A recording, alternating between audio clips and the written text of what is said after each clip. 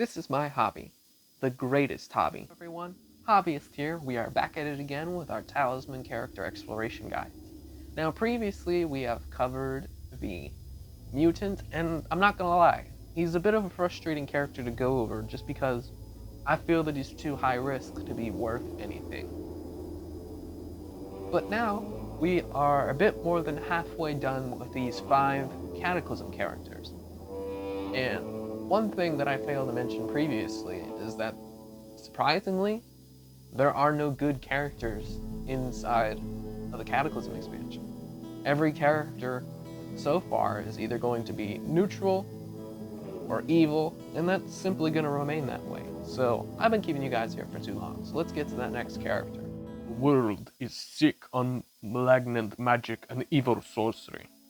I swear upon my strength and my will that I shall be the bulwark against these arcane powers and vanquish them forever. Well, thanks. So we're covering the Barbarian. So the Barbarian's character card is definitely an interesting one, because he's got a strength of 4, making him the physically strongest character inside of the Cataclysm. But he's got a very horrible craft of 1. So as we can see down here, we've got this broken column logo, and that is the symbol of the Cataclysm Expansion. If you're not particularly interested in any of the materials that are a part of the Cataclysm Expansion, then just keep an eye out for that logo, because all the cards are going to be marked with it.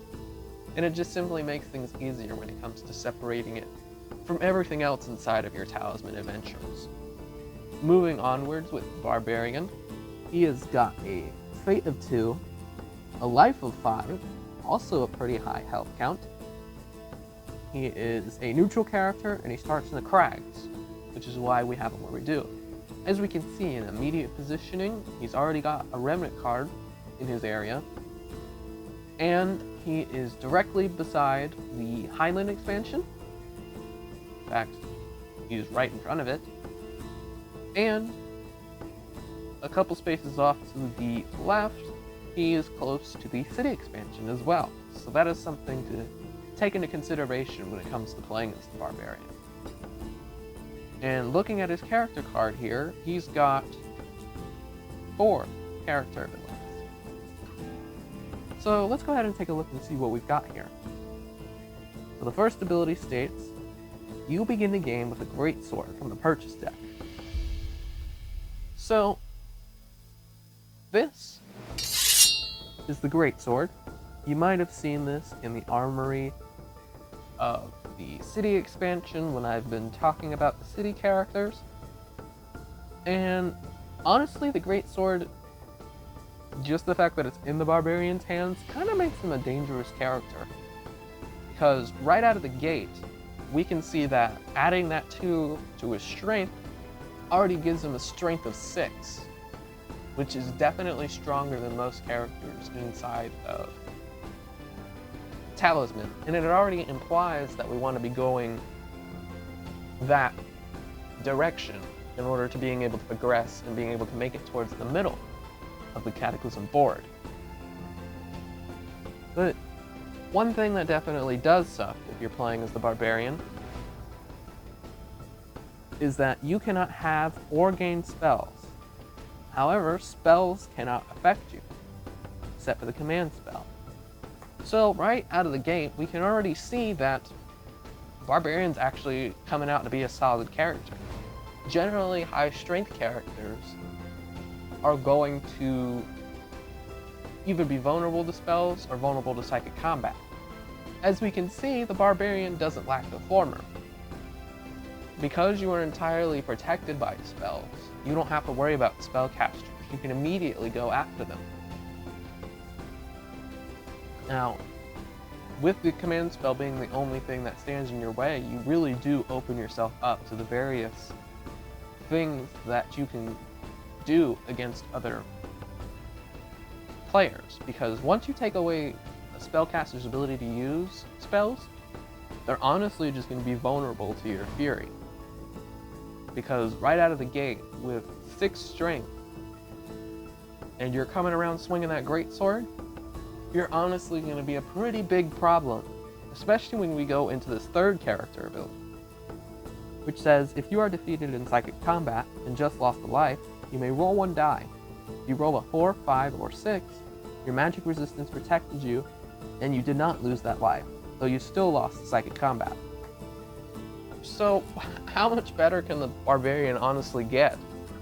I mean, he's got 6 strength straight out the gate, he can't be affected by spells, and he's got protection against psychic combat. Honestly, how much more broken could he possibly be? He's honestly a very terrifying character to go up against, and he is super phenomenal, not just inside this expansion, but in any other expansions that we play as. If anything crap shows up in the dungeon, you don't have to worry about it as much. Sure, it might be 50-50 chance, but that is significantly greater than any other strength-based character in Talisman, because he has that magic resistance that he can use to protect himself. Or if spells start to come out in various locations, you don't have to worry about it, because the Barbarian can't have the spells, nor can he be affected by them. So what can you really do against the Barbarian? He's a very scary character to play against. And then, much like the characters that we've covered in the past, where we noticed that some of them have strategic advantages in their particular starting locations, the Barbarian also has a strategic advantage inside of the crags. Which is, whenever you visit the crags, you may heal 1 life or replenish 1 fate instead of rolling the die. Honestly, how much better can you possibly be? If, for whatever reason, you've been taking damage, just come back to the crags. You can then just heal yourself back up 1 life, and already having 5 health already makes you really good from a longevity standpoint. Dragon expansion is less likely to kill you. The dungeon expansion is less likely to kill you. The Harbinger expansion is most certainly less likely to kill you. Of course, that's excluding the circumstances of the omens or the dragon scales or anything like that. But you are far better off playing as the Barbarian than any other strength-based character, just because of the simple fact that he has so much going for him. And overall, what do I think of the Barbarian?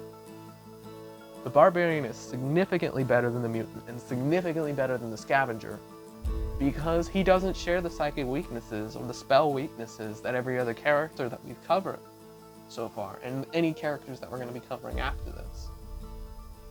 The fact that you can go all in with strength, you don't have to worry about spellcasters, and you have protection against psychic combat. It's almost a walk in the park to play as the Barbarian.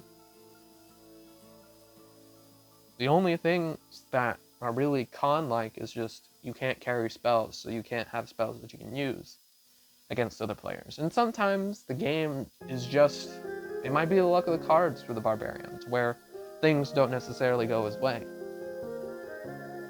Whether it be any of the Harbinger stuff, or it might be certain events that might throw the Barbarian off course of what he's trying to do.